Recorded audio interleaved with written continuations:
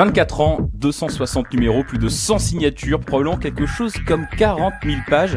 Joystick Hebdo, puis surtout Joystick, ont pendant presque un quart de siècle chroniqué l'actualité du jeu vidéo, surtout du jeu vidéo sur PC, avec un savant mélange d'humour débile et de sérieux appliqué.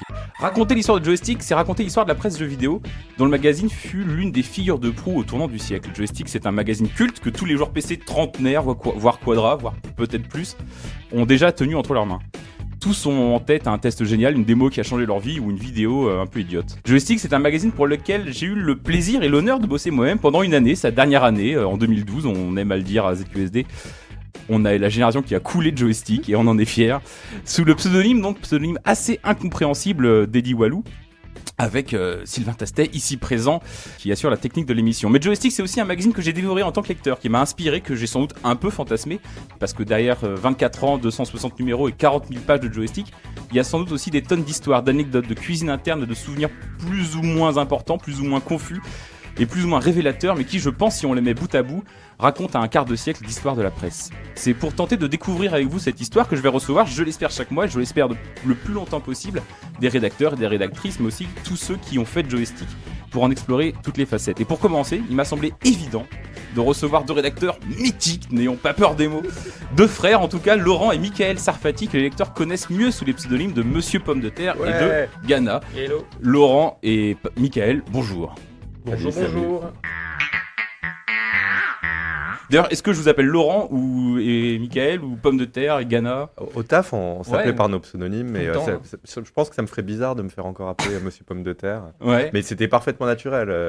Mes petites amies, elles hallucinaient, ou mes parents, quand les gens m'interpellaient, ils disaient hey, patate tout le monde imaginait que j'étais en train de me faire insulter. Pas du tout. C'était un C'était professionnel juste ton qui m'interpellait. Ouais. Donc Laurent, aujourd'hui tu es scénariste pour la télévision, notamment pour la série The Last Man. Tu es arrivé en Joystick, si je ne m'abuse, en 1996, où tu étais journaliste et testeur de jeux vidéo, ce qui était un peu... C'est ce qu'on m'apprend là. Ce qui était Oui. un peu la même chose à l'époque. En fait, journaliste de jeux vidéo, c'était tester des jeux, c'était le cœur du boulot, j'imagine. Ouais, c'était absolument génial parce que effectivement, on était chez Hachette et on avait le même statut que les gens qui partaient à la guerre pour faire des reportages. Ouais. Sauf que nous, notre guerre, on était dans un fauteuil, on recevait les CD-ROM par la poste. Ah, mais c'est la guerre aussi parfois. Un mauvais jeu, t'en parleras peut-être tout à l'heure, mais un mauvais jeu, ça peut être un peu la Non, guerre aussi. franchement, on était grassement payés pour travailler 10 jours par mois dans un cadre extraordinaire. Mais c'était un âge d'or. Quand le magazine a été acheté par Hachette, tout ce qu'ils savaient, c'est que on coûtait pas cher à fabriquer et on vendait un nombre indécent de magazines et ils savaient pas pourquoi. Mais voilà, ils étaient très contents. C'était les ovnis, ouais, clairement. OVNI, ouais. Et alors toi, Michael, tu as complètement arrêté le jeu vidéo, tu me disais. Tu Ouais. bosses chez Levis, qui est assez éloigné effectivement du milieu de la presse et Un du jeu peu, vidéo. ouais.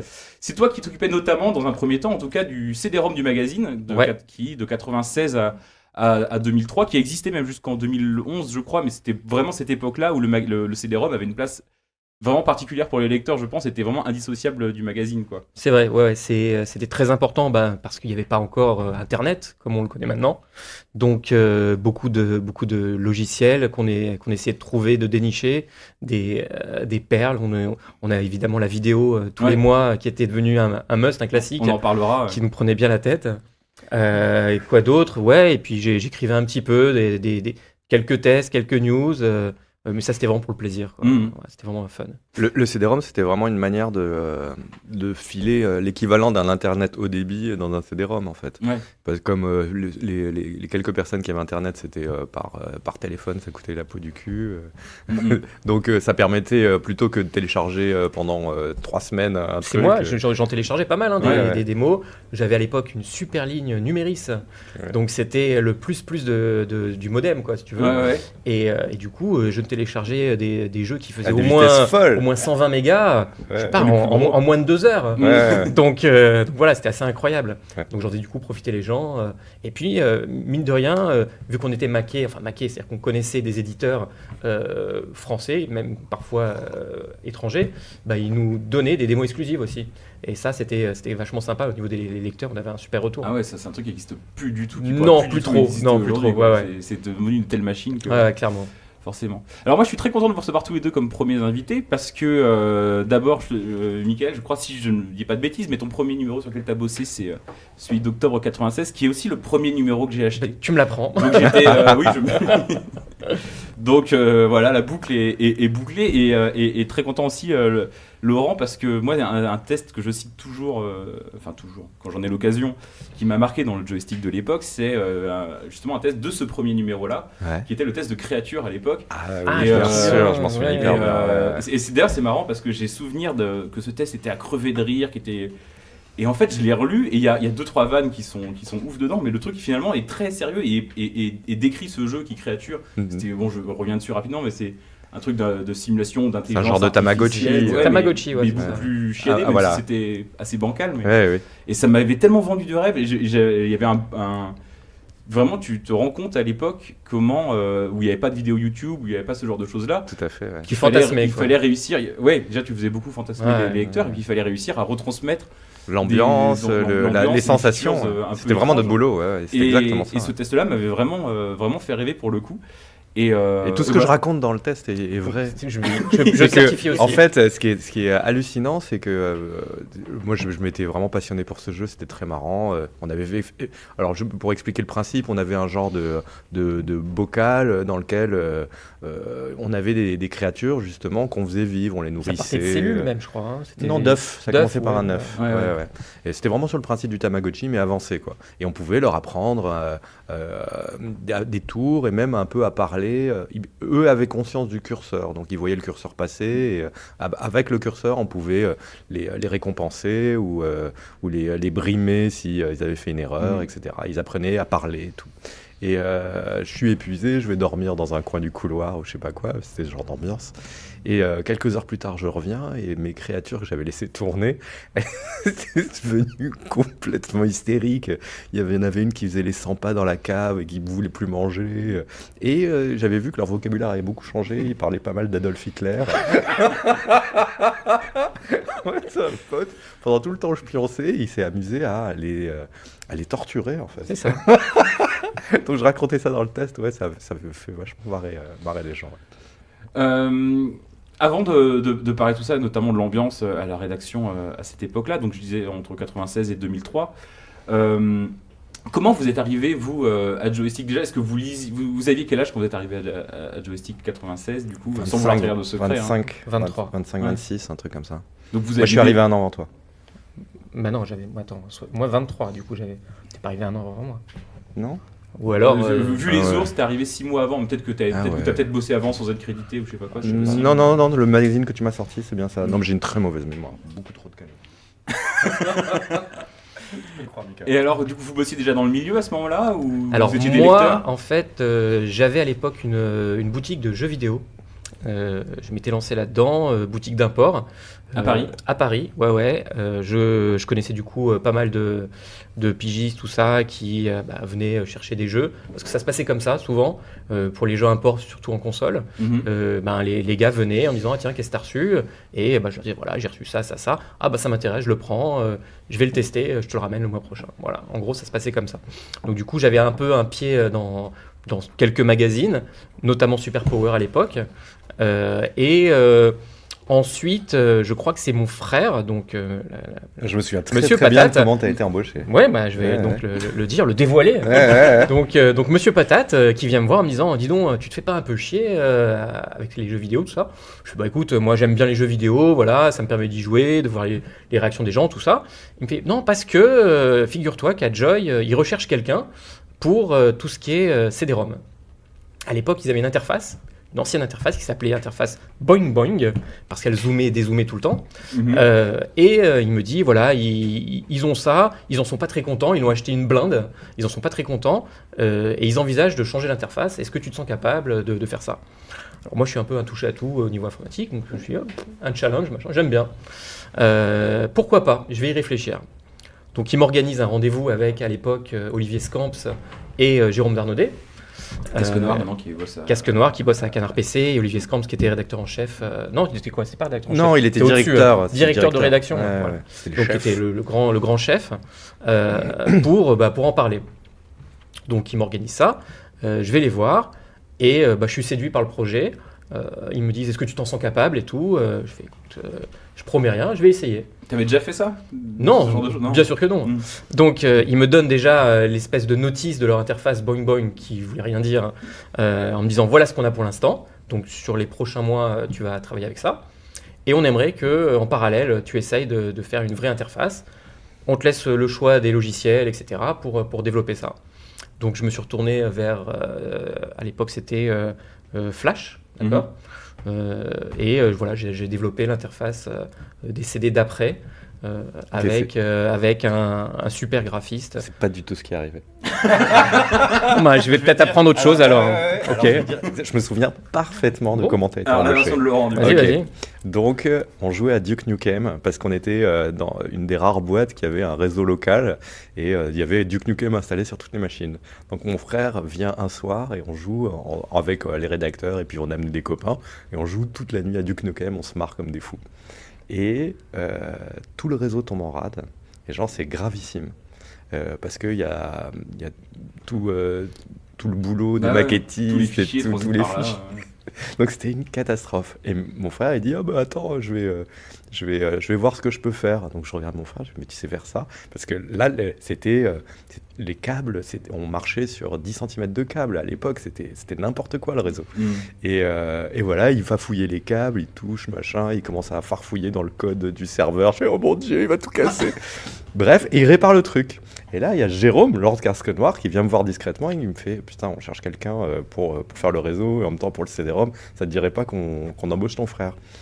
Et moi, ça me disait pas tant que ça. En fait, je me dis, moi, je suis pas hyper famille et je lui ai dit. Et puis, on s'entendait pas si bien. Ouais, que ça. c'est vrai. On se tapait un peu sur la gueule à l'époque. Carrément. Et donc, je lui ai dit, écoute, moi ça me regarde pas.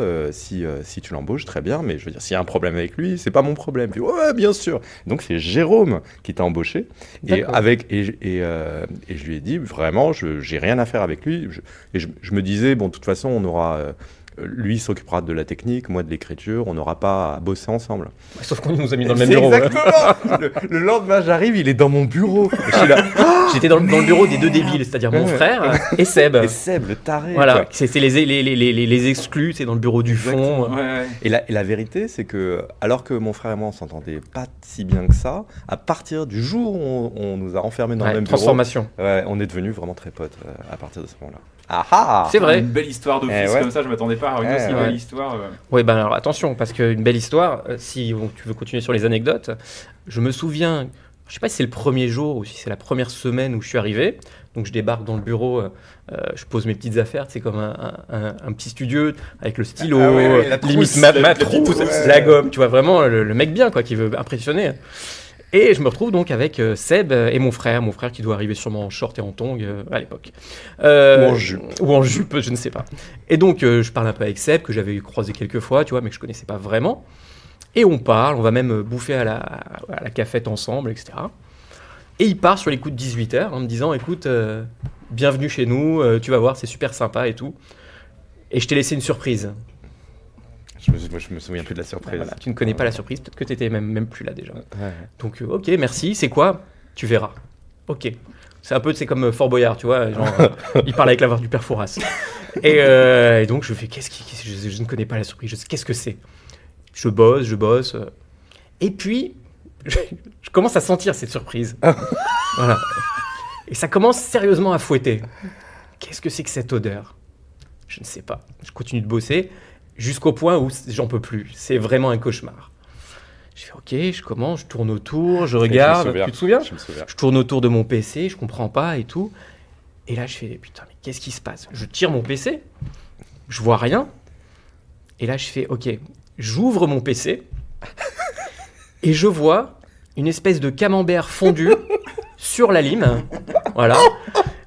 C'était le cadeau de bienvenue de notre ami Seb qui m'avait laissé donc ce super fromage. Il a démonté ton PC, il a explosé un fromage dedans. Voilà, juste pour rire. Ouais. Voilà, et c'était une horreur. Mais ça, D'accord.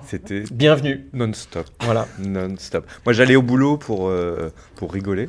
Et Ouais. quand il fallait travailler, je me barrais parce que c'était juste impossible, quoi. Ouais, c'est ce que. D'ailleurs, c'est pour ça que vous avez été mis tous les trois dans un bureau, j'imagine. Ouais, peut-être. Mon frère s'y attendait pas. Ouais, moi j'ai un peu il est subi plus au calme, début. Ouais.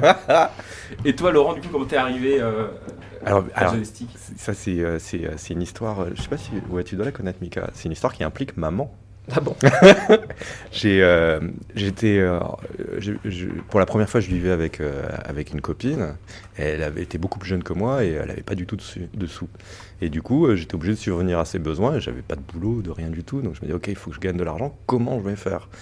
Et je savais vraiment rien faire. Et dans une soirée un peu bourrée, je rencontre justement Seb. Et je me dis, mais dis donc, il a des sous, il a l'air de bien se marrer, qu'est-ce qu'il fait dans la vie? Il me raconte, il me dit, ah, je suis testeur de jeux vidéo, je savais même pas. Moi, je lisais des magazines et je savais même pas qu'il y avait des gens qui étaient payés pour écrire Ouais. dedans. Mais pour moi, ils payaient quoi pour faire ce taf. Et donc, il me dit, ouais, on cherche des gens, vas-y, envoie ton CV. Ok, donc j'écris un CV complètement débile où j'explique que je suis débile mental, que j'adore le tennis. Tout le CV, il écrit encore 35, avec une faute d'orthographe par mot minimum. Et je dis que j'adore les jeux vidéo et le tennis. Et je pars en boucle sur le tennis, je parle pas du tout de jeux vidéo. et j'ai pas de nouvelles. Donc je me dis, ok, je me suis foiré. Ça se tentait, mais bon. Et ma mère, juive, elle me harcelait parce qu'elle était très inquiète pour moi, que j'ai pas de travail. Et tous les jours, elle me disait... alors, t'as des nouvelles de ton CV, machin. Et non, pas de nouvelles. Et effectivement, j'ai aucune nouvelle. Et finalement, je trouve du boulot dans un autre magazine de jeux vidéo qui s'appelait Super Power. Ça marche très bien, sous le pseudonyme de Cyber Raoul. Ça marche très bien dans ce magazine, je me marre et tout ça. Et tout le monde n'arrête pas de me dire, mais pourquoi tu vas pas chez Joystick? Je fais, ouais, bah écoute, j'ai envoyé le CV, ça les intéressait pas. Et finalement, Claude Lucas, le rédacteur en chef de l'époque, lit mes articles et il dit, bah t'es fait pour Joystick, viens chez nous. On commence à discuter. Et il me regarde, il me fait « Laurent Sarfati, mais attends, je l'ai eu ton CV !» Et il se souvient, il avait eu mon CV, ça l'avait fait marrer effectivement mes histoires de tennis. Il avait mis OK sur le CV, il l'avait posé sur son bureau. Et là, il a un coup de fil de genre la numéro 3 de chez Hachette qui dit « Oui, vous avez sur votre bureau le CV de Laurent Sarfati, il faut l'embaucher. » Donc, Claude Lucas a fait, c'était vraiment l'esprit de Joystick, il a fait. Évidemment, il a pris mon CV, il l'a déchiré, il l'a mis à la poubelle. Et en fait, c'était ma mère qui avait essayé de me faire pistonner Vous sans que je connaissez le effectivement sache. genre quelqu'un Ouais, chez ouais. Hachette. Elle avait une boutique de fringues et genre, elle avait dû prendre la tête à une de ses clientes qui était chez Hachette en lui disant « Ah, mon fils, il a envoyé un CV !» Et elle m'a fait perdre un temps fou comme ça. Ouais. Vous pensez bien faire. Ouais. Donc voilà, un an après, je suis rentré chez Joy et mais je me souviens à la fin du premier bouclage de Joystick, j'étais tellement heureux que je m'étais uriné dessus. C'est absolument exact. Quelques gouttes, comme les chiens qui sont trop excités.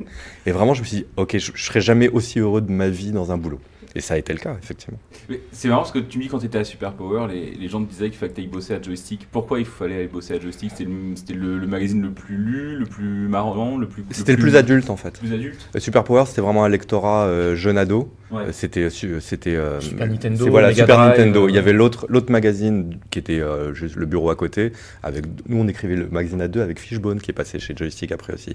Et il y avait l'autre magazine, c'était Mega Force. Et pareil, Ouais. c'était deux personnes qui faisaient tout le magazine. Et c'était écrit très très vite. On rigolait, hein, mais c'était console et pour les jeunes. Ouais. Et moi, mon écriture, elle était plus adulte. Donc j'étais vraiment beaucoup plus à l'aise dès que je suis passé chez Joy. Ouais. Et vous le lisiez le magazine avant d'y arriver? Bien sûr, Ouais. bien avant d'y bosser. Je bien lisais avant. même à l'époque des magazines. Thiel, Tête Logiciel. Alors ouais, et de logiciels avec Moulinex. Il y avait un truc, attends, c'était quoi? Bon, Génération 4, évidemment. Mhm. Il y avait le rival, c'était quoi le rival de Génération 4? Bien sûr. Console Plus. Non, Micro... quelque chose. Hebdo ou- Peut-être Micro Hebdo. Je sais Ouais, plus, un truc où il écrivait Jérôme. Qui était genre le Bon, il y avait concurrent. Console Plus aussi. Ouais, mais Console Plus, j'étais pas trop Console Plus à Ouais. l'époque. Mais C'était ouais, vraiment- on c'était est très, très nous, mal on écrit. était C'était- friands quoi de tout ça. Qu'est-ce que c'était mal écrit. C'est hallucinant. Tu t'as refouillé dans ces mags? Ouais, ceux que vous avez cités ou tous les magazines de. Bah, Ouais, les, de les- l'époque, les consoles ouais. plus et les trucs comme ça. Ah bah, tout a pas bien vieilli. Comme Non, tu disais, ouais, c'est ouais. vraiment des magazines qui étaient destinés au jeune public, en tout cas. Ouais, Et qui ouais. ne se faisaient pas une idée d'un jeune public hyper. Moi j'ai relu Culture, des textes de JM Destroy. Oh mon dieu! Vraiment, hein, tu peux les relire. Des fois, il n'y a C'est pas un illisible. mot français. Quoi. Ouais, Vraiment. c'est hein. illisible. C'est il y a que des erreurs de fanzine. syntaxe. Ouais, et- ouais. Mais tu sens que le truc, il est sorti genre à 5h du matin, Ouais, ouais. que le C'est mec, le bah, cas, il dit, ouais. bon, bah écoute, je dois rendre mon texte à 8h. Mais il y a, Voilà, j'y vais, quoi. il y a un test épique de JM Destroy qu'on peut trouver assez facilement C'est en celui où il écrit pas googlisant. français. hein. Il écrit pas français. C'est- Et comme et Traz, donc Trazom, donc de Joypad et compagnie, connaît au le texte Gameblog maintenant. par cœur. Il le connaît par Oui, cœur. oui, oui. Il te le fait comme une récitation. Ouais, ouais. C'était quoi ta phrase? C'était Je sais plus, mais il y a des mots entiers où il y a marqué Cobligout ou je sais pas quoi. C'est juste, c'est pas compréhensible. Et lui-même, je pense qu'il était Fatigué. dans un état très Ils sont second. fatigués, ouais. ouais. Ouais, ouais. Je reviens juste, je fais une petite parenthèse, parce que dans ce numéro-là, vous parlez du mot du mois, et alors, c'est pas Cobliboots, mais je voudrais citer ce mot du mois que je trouve assez intéressant aussi, Ah, je me souviens plus qui est du tout. Flurschbredlirf. Ça devait être Seb, ça. C'est le mot du Ouais, mois, ça un ressemble à mot ça. assez impressionnant, il faut bien le dire. Ou Et puis, Moulinex. ça change du chiffre du mois. Les chiffres, quand on a vu un, on les a tous vus. Mais un mot pareil, ça vaut le détour. On s'en souviendra longtemps de ce mot-là. C'est dans les Et 20 news. ans après, personne ne se souvient de ce mot-là. je vais fact-checker ce numéro. Ah, j'étais pas encore dans les news. Et j'adore à la fin, t'as l'erratum. Désolé, le mot du mois est Flurschbredlirf et non Flurschbredlirf. Nos lecteurs auront rectifié d'eux-mêmes. Et tu me disais Laurent, que les rédacteurs terminaient dans d'autres magazines à 5h du matin. Ou 8 heures Comment du ça, mat. dans d'autres magazines? Dans ce magazine aussi. Ah, tu parlais de GMT. Oui, mais justement, et à Joystick, c'était pareil aussi. Ah, bah, il y a Vous pas- bossez comme des, Alors, en fait, le En magazine. fait, en fait, on peut dire qu'il y a un fuseau horaire différent. Quoi. Ouais, de toute façon, oui, exactement. On vivait à l'heure de Hong Kong. Ouais, À 18h, les gens commençaient à se pointer avec, ça, avec des, vraiment. des gueules de cachets d'aspirine. Et effectivement, on finissait. Alors, en fait, on travaillait beaucoup, mais 10, 12 jours par mois. Condensé, voilà. Ouais. Parce que comme on était mensuel, on voulait les informations les plus fraîches possibles. Donc tout ce qu'on écrivait, on l'écrivait Quasiment le dernier plus jour, tard ouais. possible. Ouais, ouais. Les news, par exemple, étaient écrites le dernier jour avant que ça parte à l'imprimerie. Oui. Et c'est pour ça que on faisait une nuit blanche pour les news, qui a dû me coûter quelques années d'espérance nuit de des vie, news. la nuit des news. Et c'était là, je sais pas combien de pages on descendait, 30 pages. Je sais pas, on se fixait, toi tu fais 20 news, toi tu fais 10 news, Ouais. machin. Là, c'était staccanoviste. Hein. Mais c'était très, très, très marrant. D'ailleurs, j'avais arrêté un an Joystick. Oui, j'allais te demander. Mais j'avais continué à venir à chaque fois pour la nuit des news, juste parce que je voulais pas manquer ça. Quoi. À propos de justement de la vie au quotidien dans la rédaction, juste avant l'émission, tu me parlais, Michael, la banette à jeu, ou je sais plus quel Ah était le oui. terme. Ouais, voilà. c'est ça, la banette. Ça. Alors comment on choisit un test de jeu vidéo dans une rédaction de jeux vidéo C'est comme on donne à manger aux chiens. Un peu. Parce que un peu. là aujourd'hui maintenant, pour les lecteurs qui ne sauraient pas trop comment ça marche, nous on suit les calendriers des sorties, on voit à peu près ce qui va sortir, on envoie un mail à l'éditeur qui nous envoie un code, on le télécharge, ça se fait assez simplement. J'ai l'impression qu'à l'époque c'était un peu plus artisanal que ça. On a beaucoup vécu avec les coursiers, Ouais. beaucoup. Il y avait aussi.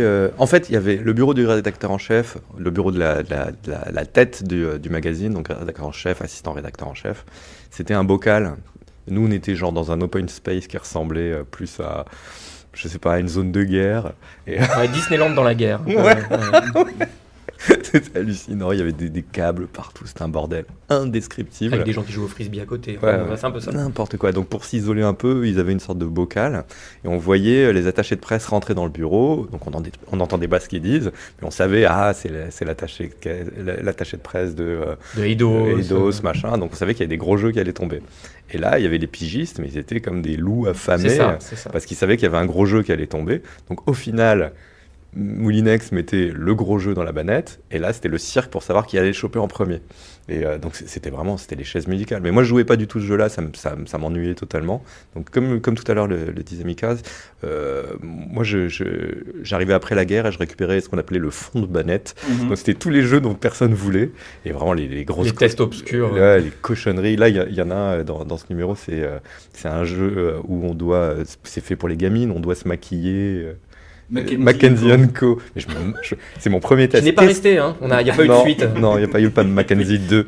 Et voilà, effectivement, tu dois draguer ton... Genre jeu de drague interactive. Ouais, c'est ça, ouais. Et voilà, je me marrais à faire ça. Mais par contre, c'est des tout petits tests, du coup, je gagnais rien du tout. Mais je me marrais. Ouais, je crois que les gens qui lisaient aussi se marraient. Oui, Oui, parce qu'à l'époque, l'idée aussi, enfin toujours d'ailleurs quand t'es pigiste, c'est d'avoir les tests qui font 20 pages. Ça peut être très très long les Ah tests. ouais, bien sûr. Il y avait les rois pour tirer à la ligne qu'on dénoncera pas. Non, Mais non. il y avait des rois de la périphrase, même dans notre équipe, hein, des mecs pour juste t'expliquer que voilà, t'as le choix entre un pistolet et un fusil. Alors là, c'était un Deux paragraphe avec des schémas, Avec des encadrés. des encadrés, bien sûr. Et à l'époque, vous êtes pigiste, c'est-à-dire que vous travaillez à la rédac quand même, donc 10 jours par mois, ou Ouais. vous aussi de chez vous Ouais, Il y un avait peu rien tout ça, d'imposé. un peu tout ça. Moi, il m'arrivait de bosser de chez moi, de récupérer des démos, des patchs de chez moi. J'avais une bonne connexion à l'époque, donc ça posait pas trop de problèmes. Après, j'avais une super cartouche zip, je sais pas si vous vous souvenez. Ah ouais, moi aussi Donc, j'avais un zip. Je sais pas, il y avait 100 mégas, 100 mégas, quoi, vous vous rendez compte. Donc voilà, je C'était des énormes disquettes, c'était Ouais, avant CD-ROM, qui mais pesaient un c'est kilo ça, à peu enfin, près, ou avant, ouais. je sais Au pas. même moment, mais c'était réinscriptible. C'était C'est rien, ça, c'était- exactement. Ouais. Donc voilà, je pouvais faire ça de chez moi. Mais pour être très honnête, moi j'allais souvent à la rédac parce que j'aimais ça. Mm. Tout bêtement. Bah oui. Parce qu'il y a une ambiance, parce que j'allais voir des potes. Mais il y avait- Bon, maintenant je vais travailler, j'ai pas le même engouement, faut pas se leurrer. Mais voilà, quand j'étais là-bas, moi, voilà, même des fois j'avais rien à faire à la rédac. J'allais là-bas parce que je sais qu'on allait Pour jouer en rigoler. réseau le soir, Mais ouais. qu'on allait tous bouffer autour d'une pizza. Voilà, Mm. c'est vraiment Ouais, ça. Exactement. Bon, après j'avais 23 ans. Ouais, voilà, on était gamins. Il y avait des pigistes fantômes, comme disait Moulinex. Ouais, Genre Bob Arctor, il y a eu des années entières où on le voyait un soir par mois. le mythe. Ouais, il arrive en taxi de Versailles. C'est vrai. Ah, Non, mais non, c'est mais vrai. Ou accompagné par sa mère. Et, donc il n'y avait aucune obligation de venir au magazine. Ouais. Non. Et l'ambiance que vous me décrivez, j'imagine qu'au sein de Hachette, ça devait un peu détonner par rapport à ce qui se faisait. Il n'y a jamais eu aucun problème. Alors, il n'y a jamais eu de problème, mais on était regardé quand même bizarrement. Ah oui, On était, avant d'être dans le bâtiment principal d'Hachette, on était, je sais pas si tu te souviens, à Clichy. Ouais. Oui, bien sûr. Et on partageait les locaux avec, c'était qui les gens, la MFA, c'était ça. Ah oui. Ouais, tu te souviens? On les appelait les Men in Black. Donc en fait, si tu veux, nous on était en skateboard dans les Dans les couloirs. couloirs, on jouait avec la raquette en mousse. Raquette en mousse, du frisbee, voilà, mais aux surtout, fléchettes. en plus, Et on nos voyait des gens horaires, passer, parce que si tu veux, on partageait un ascenseur. Et on voyait des gens passer en costard avec le petit attaché case, tu vois. Ouais. Et ils nous regardaient, mais d'un air genre, mais où est-ce que je suis? Ouais. Et puis ils badgeaient, et puis ils allaient vite chez eux. Ouais. Ouais. Voilà. Oui, c'était Mais ils devaient traverser. Ouais, c'était comme si tu traversais un territoire orc. C'est vraiment ça. Ouais. Et surtout, c'était bien avant toute l'époque des startups et des machins. Aujourd'hui, je pense que ce serait moins choquant de se dire bon, bah, c'est des jeunes, ils ont fait leur boîte.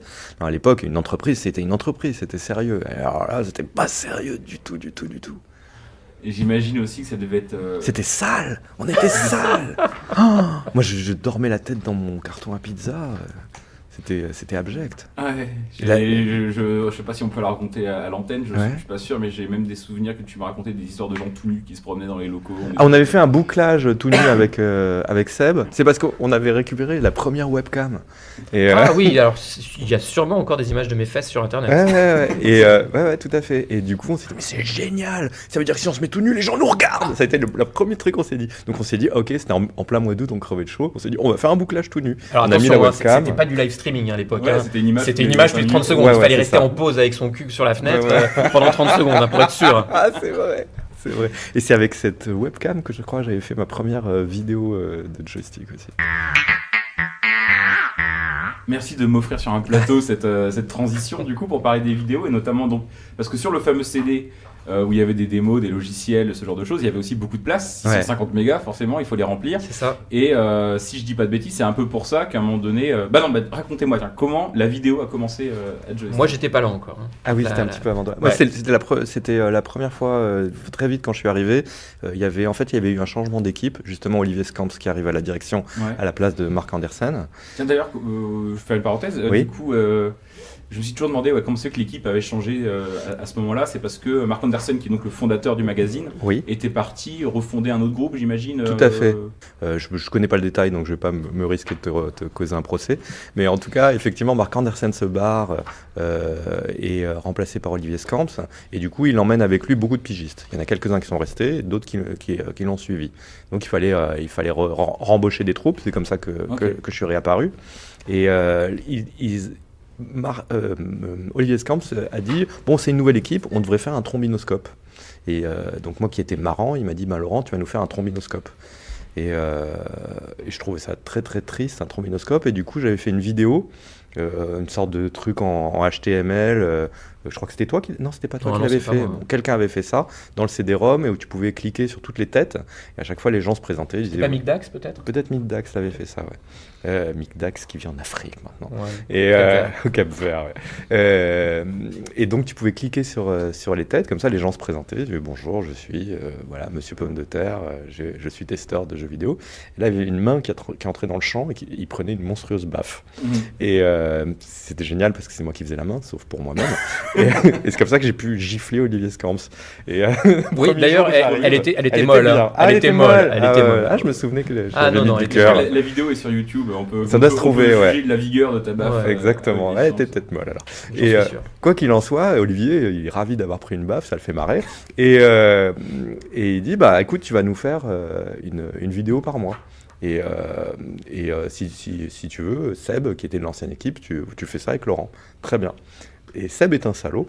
Et il faut bien le savoir parce que Seb, il est hyper aimé. C'est un mythe dans le jeu vidéo. Mais c'était aussi quelqu'un qui n'était pas hyper cool. Et donc, assez vite, il m'a exclu de la vidéo. Il a voulu la faire tout seul pour garder la thune. Et c'est pour ça qu'il y a des vidéos, toutes les vidéos qu'on faisait ensemble. Donc lui, c'était le chef. Et il me disait, dans cette vidéo, tu feras un cadavre. Donc je faisais rien, j'étais juste un cadavre et il me traînait.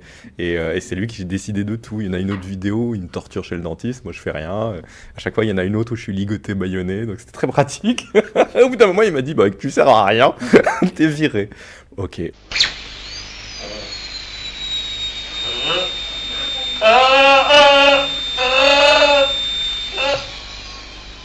Chez nous, à Joystick, les jeux vidéo, c'est notre passion. Et un jour, il en a eu marre de faire des vidéos. Et quelques heures avant que le CD-ROM soit bouclé, dans le CD-ROM, dans l'interface, il y avait un bouton, tu cliquais sur la vidéo, les gens attendaient la vidéo. Et Seb va voir les chefs et dit « Ouais, ça me fait chier la vidéo, j'arrête. » Donc ils viennent me voir en catastrophe, ils me disent « Ouais, il faut une vidéo. » Mais oui, pendant combien de temps ? Genre pendant 1 heure. Je fais ok. Et donc je fais elle est où la caméra ? Il me fait Seb est parti avec la caméra. Donc il fallait que je fasse une vidéo en 1 heure avec une webcam, et la webcam, elle était même pas capable de faire un film de plus que 5 secondes, un truc comme ça. Ouais, c'était une horreur. Et c'était des films ou c'était des photos ? Alors du coup, voilà, c'est pour ça que j'ai fait un diaporama. J'ai fait un diaporama, et on peut la trouver, la toute première, ça s'appelle Origami mon ami. Ah ouais, et je crois qu'elle est encore marrante. Je crois que j'en suis assez content encore. L'origami est l'art japonais de plier le papier. Tradition millénaire, l'invention de l'origami est antécédente à celle du papier.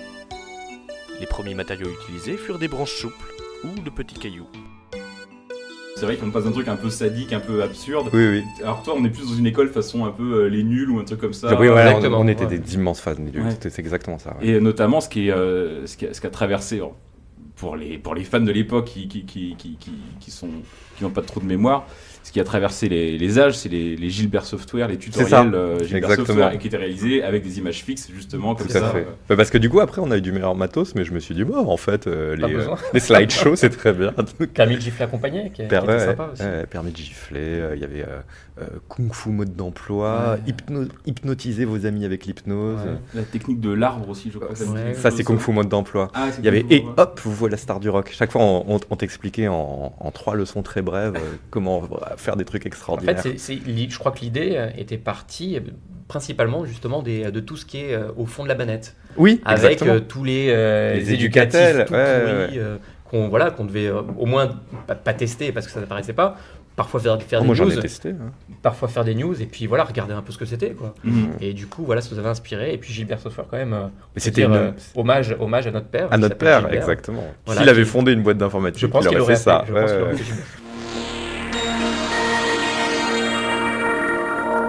Welcome to Gilbert Software. Oui, c'est ça, c'était mon père. Mon père qui a toujours été complètement fasciné par la technologie. Et effectivement, c'était un gros business à l'époque, les éducatels, et c'était honteux ce qui se faisait. Honteux. C'était un peu honteux et surtout très cher. Hyper cher, ouais. Et vous, du coup, la vidéo, c'est toi qui t'en charge sur le contenu, on va dire. Laurent, c'est toi, Michael, toi sur le CD, sur ouais. le CD. Du coup, ça devient un truc important pour vous, la vidéo sur le joystick, ou c'est un C'était truc, quelque chose d'attendu en tout cas, important. J'irais dans, pas dans jusque votre- là. dans le temps que ça vous prenait ou le... C'est surtout mon frère, hein, de toute façon qui. Ouais, il y avait toujours Bob Arctor qui faisait les voix et Jérôme qui faisait le montage. Ouais. Ouais, c'était beaucoup d'énergie, mais en même temps, c'était avec les news, c'était la petite fenêtre où on pouvait faire à peu près ce qu'on voulait. Donc c'était quand même l'occasion. C'était vachement bien, hyper excitant et valorisant de se dire je fais ce que je veux et puis il y a 500 000 personnes qui vont y avoir accès.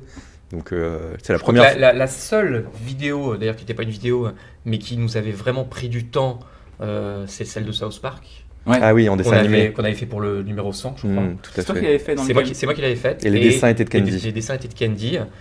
Tout le monde avait un peu participé pour les voix, tout ça. Ça a été fait en quoi? En l'espace de, je dirais, 10 jours. C'est du gros boulot, ça. Ça, c'était un peu du boulot, Ouais. franchement.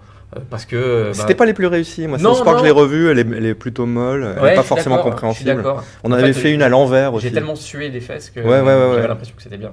Ouais, tu Mais m'étonnes. en fait, non. Non, pas génial. Et on avait fait toute une vidéo à l'envers aussi. Ouais. Oui, avec Raran à l'époque. Ouais. Et ça, pareil, ça ne marchait pas très bien. On s'était vraiment pris la tête. Après, on a fait des essais, hein, tu vois. C'était pas tout le temps fantastique. Ouais, mais bon, en tout cas, c'est des choses qui ont marqué les joueurs Ouais, on a mérité d'essayer. et dont certains parlent encore, comme moi, par exemple. Je vous en parle. Mais en fait, c'était exactement Internet, mais c'était Internet offline. Donc c'était Ouais. c'était les vidéos des YouTubeurs, gamins ouais. sur YouTube. Ouais, Exactement, ouais. c'est exactement le même esprit. Tu touches 500 000 personnes à l'époque. Pour toucher 500 000 personnes sans être à la télé, c'est impossible. C'est ça. Tu peux pas Exactement, faire- mais c'était complètement magique. Ouais.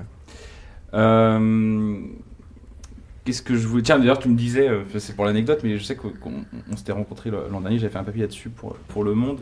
Tu me disais qu'il y avait, je sais pas si tu te rappelleras ce détail, mais qu'il y avait un lecteur qui t'avait contacté, qui t'envoyait des vidéos à la con, et toi tu les regardais et tu trouvais ça naze, et en fait le mec en a fait son taf aujourd'hui, on peut le dire. Oui. Je sais pas si tu peux me raconter Alors, ça. alors je trouvais Je ça sais pas si on naze. parle de la même personne. Si, vas-y. si, on parle de la ouais, même d'accord. personne. Si vous pensez parler de deux personnes, on peut faire deux anecdotes. Non, à mon avis, c'est la même personne. personne parce que. C'est Monsieur Poulpe. Voilà, c'est bien. Ouais. Et c'était un lecteur de Joy. Et il m'envoyait ses vannes. Il m'envoyait des blagues. Et il me disait voilà, c'était déjà Monsieur Poulpe. Il avait 14 ans. Et il m'envoyait ses blagues. Et c'était pas hyper drôle. C'était un gamin, quoi. Et mais je sentais sa volonté. Il disait oui, je voudrais devenir comique. Et moi, j'étais le monsieur drôle de Joystick. Donc c'était sûrement sa référence en humour. Ah, c'est mon enfant. Et je crois même que tu m'as envoyé un peu le bébé. Je crois, Ah oui, hein, possible. en me disant genre tiens regarde, Est-ce il que avait tu dû veux envoyer mettre ça peut-être dans des le vidéos, CD-ROM? voilà, il avait dû envoyer des vidéos, je sais plus. Ouais. En me disant tiens regarde, on m'a envoyé ça, un lecteur m'a envoyé ça, regarde si c'est drôle, machin pour le mettre sur le CD, c'était ça lui fera plaisir. Et Catastrophique. je crois que j'avais dû lui répondre en lui disant que c'était Ouais. pas drôle effectivement. Ouais. Mais Ça aurait été marrant que ça Mais moi, je finisse lui sur le CD, répondais. Ouais, ça aurait pu. L'histoire, Oh, ça, c'est possible qu'il y en ait une qui finit sur le CD Je suis parce pas que sûr. Hein. ah, si parce qu'au fur et à mesure il a grandi et C'était mieux. et voilà c'était C'était mieux. mieux. Et moi je lui répondais à chaque fois et je disais hey, c'est vachement mieux. Je me suis marré. Il avait fait un truc de chiotte possédé par le diable ou je sais pas quoi.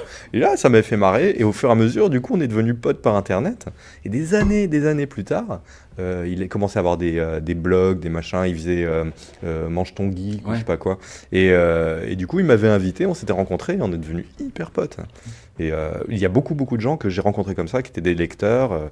Il y a un pote que je vois tous les jours encore maintenant, par internet, et ouais, on a passé des vacances et tout ça. C'était un lecteur à l'époque, Exos.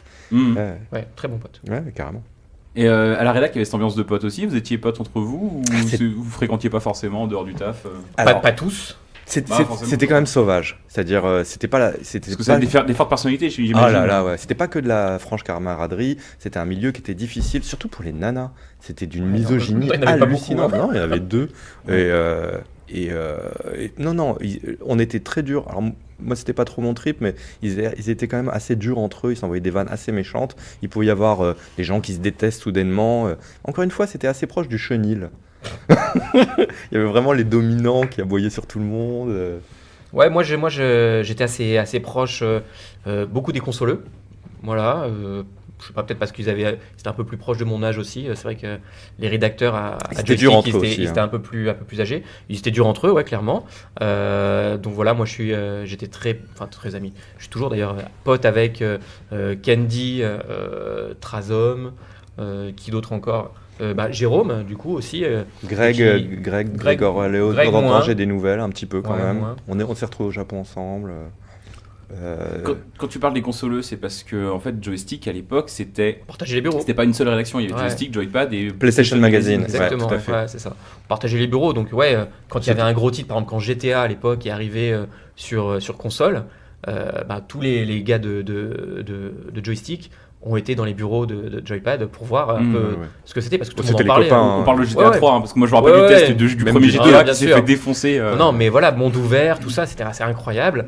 Et donc, évidemment, que tout le monde était curieux. Et c'est pareil, quand il y avait Tomb Raider sur PC, qui tournait à l'époque sur des 3DFX, des grosses cartes graphiques, qui maintenant, à mon avis, sont émulées Par un téléphone. par un téléphone, voilà. Ouais. Donc, du coup, voilà, tu avais tous les consoles qui venaient en disant ah la vache, putain, est-ce qu'on aura ça un jour Donc voilà, c'était. Alors, je dis pas que c'était la guerre, tu vois, mais il y avait une espèce de compétition sur aussi les sorties de jeux. Ah ouais. Et on allait voir un petit peu ce que sortait de chaque côté. Oui, parce qu'il y avait un truc technologique qui faisait que quand il y avait une nouvelle génération de consoles qui arrivait, les PC étaient soudainement complètement obsolètes. C'est ça. Et ça durait quelques mois, et après il y avait Nvidia qui sortait la nouvelle. Je sais pas, que 3DFX c'était Nvidia. Bon, bref, et il y avait une nouvelle carte qui sortait, et ça y est, les PC étaient 50 fois plus balèzes que les consoles. Donc il y avait un jeu comme ça entre les deux. Mais surtout, ce que ça m'évoque, c'était une époque extraordinaire pour assister à une courbe exponentielle dans l'évolution technologique. Parce qu'on vraiment, nous, quand on a commencé, les jeux c'était 2D, pixels, on parlait de sprites. Mm. Je me souviens, les sprites, je sais pas si c'est encore utilisé, les Si, si, sprites. si. Pour les jeux indés un peu fauchés Ouais, quoi, ouais. ou qui veulent ou qui ont un côté rétro en tout cas. Ouais, et après, les premières 3D, effectivement, le premier Tomb Raider, les premières textures, je me souviens, waouh, Quake, il y avait des textures, je trouvais ça incroyable. Et puis voilà, pour ce à quoi on est arrivé aujourd'hui, c'est pas si loin que ça de ce à quoi on était il y a 20 ans en fait. Ouais. C'était, on est arrivé à au début 2000, on va dire 2005, on est arrivé à un niveau technologique qui est pas si loin que ça de ce qu'on a aujourd'hui. Hein. Et est-ce que vous l'avez vu évoluer cette presse entre 80 Alors non, vous avez arrêté tous les deux de bosser dans la presse de jeux vidéo après, à part toi, Michael, Ouais. qui est actionnaire donc de Canard PC, mais qui Ouais. regarde ça de plus loin. Ouais. Est-ce que vous l'avez vu évoluer cette presse entre vos débuts, donc en 96 ou avant, à Super Power et 2003 La grosse claque, ça a été Internet. Ouais. Mais c'est ça. En fait, la presse, elle était plutôt fanzine. Et vraiment, comme je te disais au début, les magazines étaient illisibles, c'était écrit dans des conditions épouvantables, par des gens qui étaient dans un état second, et c'est très marrant à lire, hein, moi j'adorais. Mais au fur et à mesure, ça s'est professionnalisé, ça s'est stabilisé. Voilà, il y a eu des magazines comme Joystick, en face il y avait quoi Génération 4. Génération 4, voilà. Et en fait, c'est à partir du moment où Internet est apparu, tous les services qu'on rendait aux lecteurs étaient devenus gratuits et instantanés. Donc effectivement, c'est à partir de ce moment-là. D'ailleurs, nous, on a quitté la presse à ce changement-là. Ouais. Et mais même genre à la rédaction, c'était le même mode de fonctionnement. C'était comme ce que vous décrivez. Il y a un côté un peu artisanal, voire Ouais. un peu bordélique Over bordélique. que j'imagine être celui du début, mais c'est resté comme Complètement. ça jusque d'accord. Ouais, c'est ouais. resté jusqu'à la fin. Ouais, ouais. Donc le monde changeait, mais vous, C'est même fonctionnez toujours de la même Ah façon. ouais. C'est même un truc qu'on défendait, c'était notre manière aussi d'être complètement libre. Et effectivement, Joystick, le truc qui était très marrant, c'est qu'effectivement c'était une sorte de cube d'anarchie totale, mais on était tellement indépendants que on était les seuls dont les notes, les acheteurs de jeux vidéo, genre les mecs de la Fnac ou de chez Virgin, ils se disaient, bon, ce jeu, il a une bonne note. Ça veut pas dire que quelqu'un a donné de l'argent au testeur pour qu'il lui donne une bonne note, ce qui était monnaie courante dans tous les magazines. Dans le Joystick, c'était pas le cas. Donc, si le jeu a une bonne note, on l'achète. Si le jeu a une mauvaise note, on ne l'achète pas. Ce qui fait qu'on s'est retrouvé dans une situation hyper délicate, où moi, en plus, qui était spécialisé dans les daubes, quand je mettais une mauvaise note, il y avait les attachés de presse qui Ouais, on arrivaient. avait droit au coup de fil. Mais hein, ouais, quand même. ils arrivaient terrifiés. Ils disent, tu te rends compte, on se retrouve avec 20 000 boîtes, personne n'en veut, comment on va faire, quoi. Donc c'était très très délicat, parce que à la fois on était les clowns et les fous, et en même temps on était pris au sérieux. Bah Sur ouais, les notes, carrément, on était carrément pris au carrément, sérieux. ouais, ouais. Ce que tu me décris, c'est un Joystick qui est un peu l'exception au milieu d'autres magazines où finalement qui. On nous sont comparait moins vachement à Charlie indépendants. Hebdo. Ouais. Il y avait, tout n'était pas rose. Comme je disais, il y avait des très fortes personnalités. C'était un milieu qui était un peu difficile, un peu dur. Hein. Mais alors, comment ça fait que ça pouvait exister du coup je pense que ça venait de la genèse même du magazine, où c'était des gens comme ça. Effectivement, les tout premiers, c'était des gens sauvages, des ados qui avaient envie de hurler tout ce qu'ils avaient envie de dire. De toute façon, quoi qu'ils écrivent dans leur magazine, ça s'achetait, ça se vendait très très bien. Ouais. Donc les gens ont gardé la recette en fait. Et puis c'est ça aussi, j'imagine, c'est que si ça se vend, on a raison. Les éditeurs ont moins de pression sur vous que quand ça se vend. Exactement. Parce ils avaient zéro pression là. Exactement. Vraiment, parce que ça se vendait tellement bien que, en plus on était dans le groupe Hachette, ça se vendait tellement bien que s'il y avait des éditeurs, et ça arrivait souvent, qui n'étaient pas contents et qui nous disaient très bien, on va retirer toutes nos pubs. Le jour même, toutes les pubs étaient remplacées par du Chanel, du Gucci, qui avait rien à foutre dans le joystick. Problème à ce niveau-là. Il n'y avait aucun problème pour le remplir. De toute façon, on avait 500 000 lecteurs. C'est une autre époque. Toi, du coup, t'es parti en 2001, Laurent. Ouais. T'es revenu milieu 2002 et jusqu'à la fin de l'époque Hachette, c'est-à-dire de l'été 2003 par là. Ouais. T'en avais marre un peu de la presse jeu vidéo ou du jeu vidéo En fait, j'avais relu un de mes tout premiers tests. Ça faisait 10 ans que je faisais du test, c'est ça, non ? Non, peut-être pas tant que ça en fait. Non, plutôt 7 ans. 7 ans. Ouais, 7 ans. Joystick, mais tu avais bossé avant. Ah oui, j'avais bossé avant, exact. Donc une petite dizaine d'années que je faisais le même métier. Et j'avais relu un de mes premiers tests et je m'étais rendu compte que c'était exactement ce que j'écrivais 10 ans après. La seule différence, c'est que j'avais mis 3 jours à écrire le premier test et que j'aurais écrit la même chose en une demi-heure 10 ans après. Mais la qualité, elle était la même. Donc ça m'a foutu une petite claque. Je me suis dit, en fait, j'évolue pas du tout. J'arrive juste à faire la même chose plus vite. Et je sentais qu'on ne peut pas faire ce genre de métier sans avoir cette flamme que j'avais au début, et je commençais à la perdre. Je faisais pas encore ça avec lassitude, mais j'avais pas envie d'en arriver là. Et donc j'ai commencé à chercher d'autres trucs. Ouais. Et t'es quand même revenu remettre une dernière année. Parce que j'ai crevé la dalle. Alors, en fait, je me suis dit, je vais vivre de. Je mes rentes. Non, je voulais écrire des scénarios. Ouais. Et je me suis dit, je suis génial, je vais écrire des scénarios. Et voilà, au bout d'1 an, j'ai rien vendu, et j'ai crevé la dalle. Il a fallu que je retourne. Ils m'ont accueilli hyper gentiment.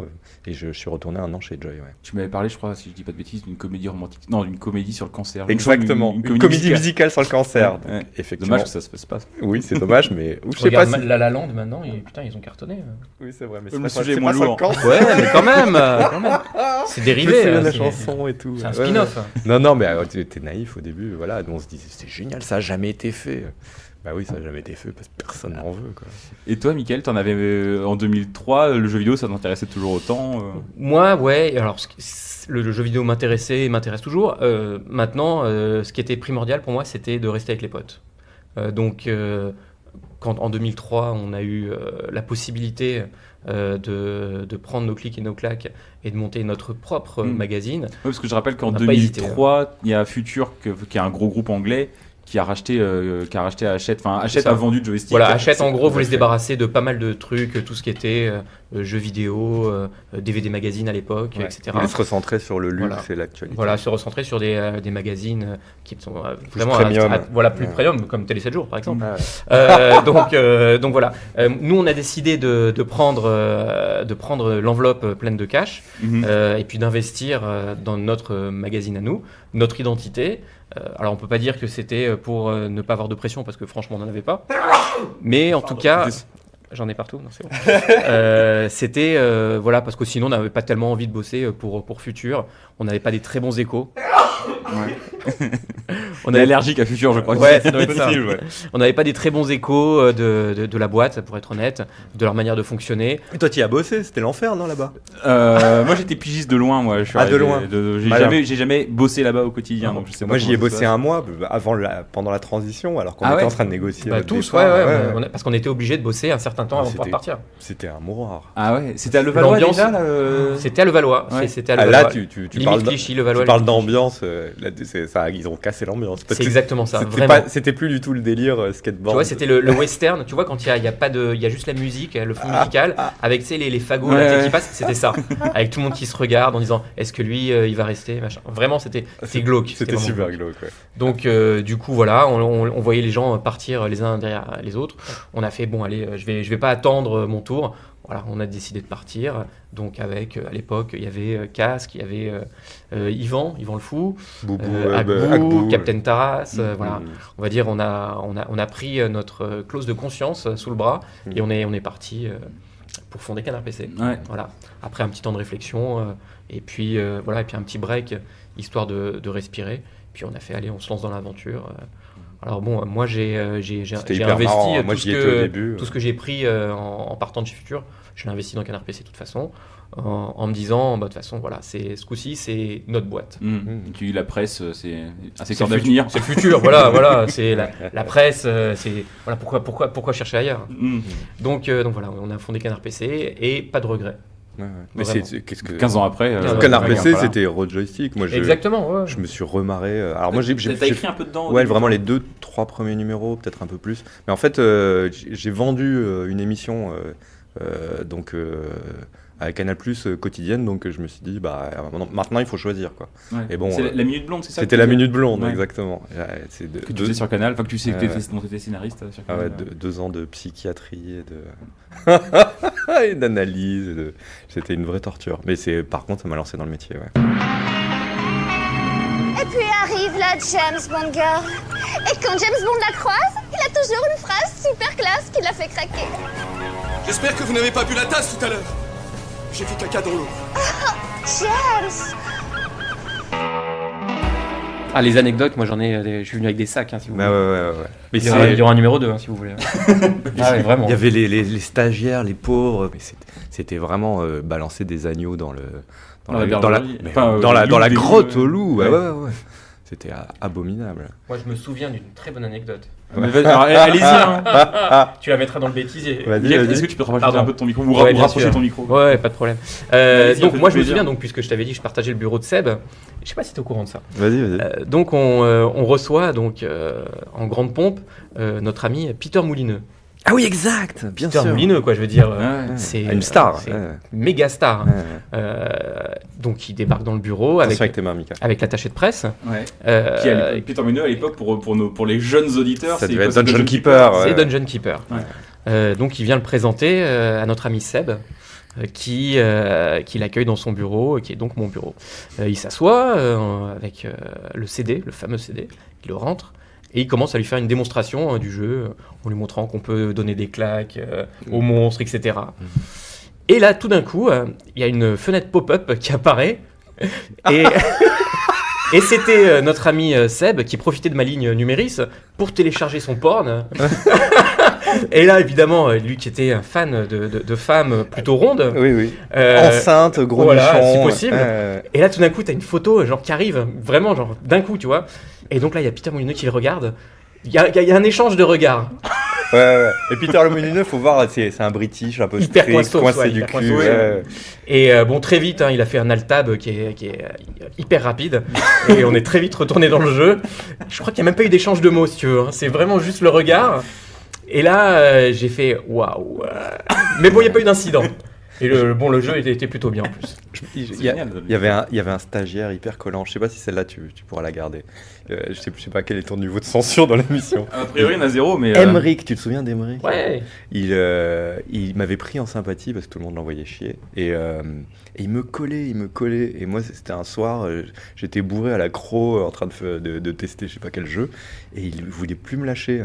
Et je lui ai dit, bah, si tu sors pas du bureau, je me fous de cette canette dans le cul. Donc il est pas sorti. Et comme mon frère n'a qu'une seule promesse et une seule parole, forcément, Il est parti en hurlant. il a été choqué. Je me hein. souviens, je lui avais dit, si tu regardes bien, ça fait loop. Je me souviens. Non, c'était monstrueux, la sauvagerie qu'il y avait. Ouais, bon, on va s'arrêter là. peut-être. Celle-là, elle Mais passera c'est marrant, pas. c'est que le magazine, il y avait de l'humour dans le magazine, mais il y avait pas ce côté trash du tout. On était dans un truc. Mais parce franchement, que- c'était un magazine Parce qu'il y avait de une standing SR, en fait. il y avait une secrétaire de Ouais, rédaction il y avait derrière. Moulinex, Il y a aussi- le rédacteur en c'était quand chef, même qui vachement savait ce coupé, qui hein. pouvait passer ou pas. vachement Mais coupé. d'ailleurs, il y a des trucs qui n'ont pas été coupés. On a eu des procès monstrueux où Mathilde Rémy, elle avait traité Vanda, c'est ça Vanda, elle avait traité Famille de France de facho, je sais pas Ouais, quoi. on a eu beaucoup de problèmes avec Famille de Énorme France, procès. Non, on filtrait, mais malheureusement, il y avait tellement de conneries qu'il y en avait qui passaient. Ouais. Ça fait partie des têtes de tueurs de l'époque. Il y a Famille de France et il y a Bill Gates aussi. D'ailleurs, la couverture du premier Bill numéro où Gates, tu as tout à bossé, fait, c'est ouais. faut-il brûler Windows 95 Mais c'est une très bonne question, parce que c'était vraiment de la daube. 95, c'était pourri. C'était pas un grand OS pour les jeux, Non. quoi, pour le vidéo. Quoi. Non. Bon, bah si vous avez d'autres anecdotes comme ça, on peut y aller. Mais sinon, je pense qu'on va s'arrêter là avant d'aller en prison. C'est ça. Ouais, écoute, il y en a absolument un Il milliard. y en a des wagons. Hein, vraiment. Ouais, je sais pas, donne-moi un thème. Nourriture. Il y avait toujours le moment de. On avait des notes de frais. Oh la Ah, vache. ouais, les notes de frais. Alors donc, il y avait toujours le moment où on commandait la bouffe et il y avait généralement quelqu'un qui allait commander pour tout le monde, qui allait prendre la note de frais. Qui avait un chéquier? Qui avait un chéquier? Donc, c'était toute la question. Donc tout le monde se débrouillait pour surtout pas avoir de chéquier, pour pas avoir tout payé. Et là, c'était le moment où c'était western. Un grand là. silence. Ouais.